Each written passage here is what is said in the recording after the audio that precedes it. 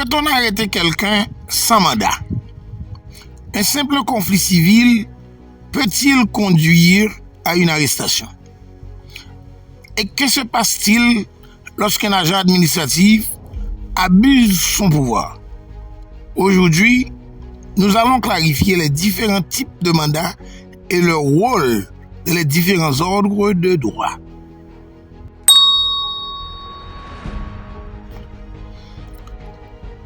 Une arrestation en situation de flagrance concerne le droit pénal. Lorsqu'une infraction pénale grave vient d'être commise ou est en train de se commettre, en dehors de la flagrance, l'intervention des autorités repose généralement sur un mandat légalement délivré. Il existe plusieurs sortes de mandats. Mandat d'arrêt, mandat d'amener, mandat de dépôt. Chacun est valide selon les cas prescrits par la loi. Mais il faut distinguer le domaine pénal du domaine civil et du domaine administratif.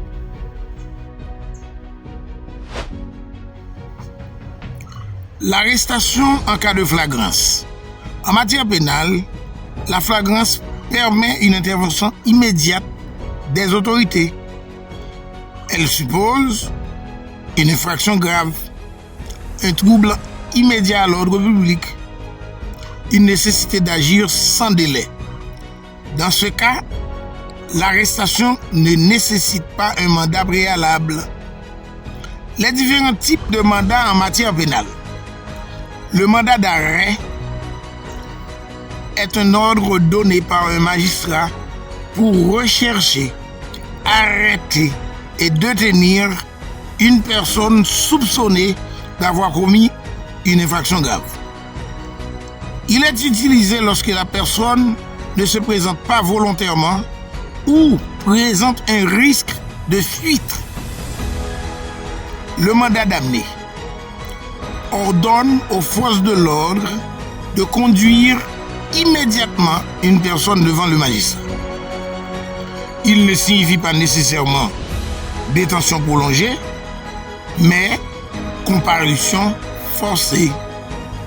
Le mandat de dépôt est une décision par laquelle un juge ordonne l'incarcération d'un individu à l'issue d'une audience ou d'une mise en examen. Il marque le placement en détention. Tous ces mandats sont valides uniquement dans les conditions strictement prévues par la loi. En matière civile, dans des conflits civils, il ne s'agit pas de punir une infraction, mais de trancher un litige entre particuliers. On utilise souvent une citation ou une convocation, parfois appelée mandat d'invitation, pour inviter les parties à comparaître devant le tribunal. Il ne s'agit pas d'une arrestation, mais d'une procédure contradictoire. En matière administrative, en Haïti, le droit administratif ne configure pas encore un ordre juridictionnel administratif pleinement structuré comme dans certains pays. Cependant, il existe des mécanismes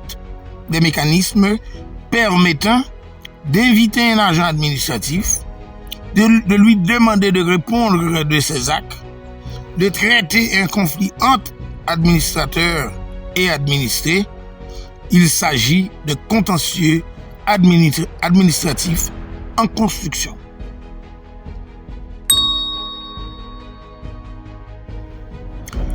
Réfléchissons. Une arrestation est-elle un acte banal? Non. Elle constitue une restriction grave de liberté. C'est pourquoi la flagrance est strictement encadrée. Les mandats sont réglementés. Les conflits civils privilégient la comparution volontaire. Les actes administratifs doivent être contrôlés. le droit protège l'ordre public, mais il protège aussi la liberté individuelle.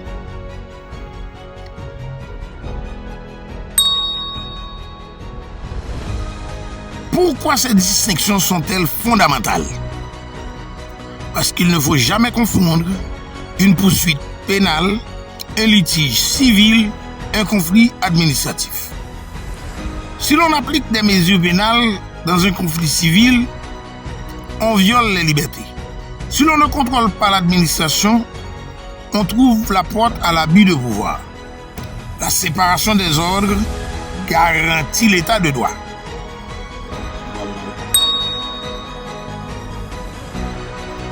En résumé, la flagrance concerne le droit pénal et permet une arrestation immédiate. En dehors de la flagrance, un mandat légal est nécessaire. Il existe plusieurs types de mandats: arrêt, amené, dépôt. En matière civile, on privilégie la convocation. En matière administrative, en Haïti, le contentieux reste en développement, mais des mécanismes existent pour engager la responsabilité de l'administration. Le respect de ces distinctions est la base d'un État organisé.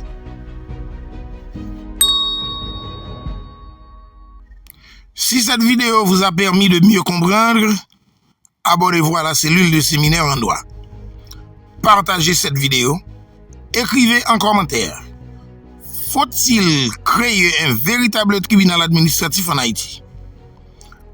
Dans le prochain module, nous analyserons la garde à vue et le contrôle du parquet ou la séparation des ordres juridictionnels. On continue à construire un enseignement solide et structuré.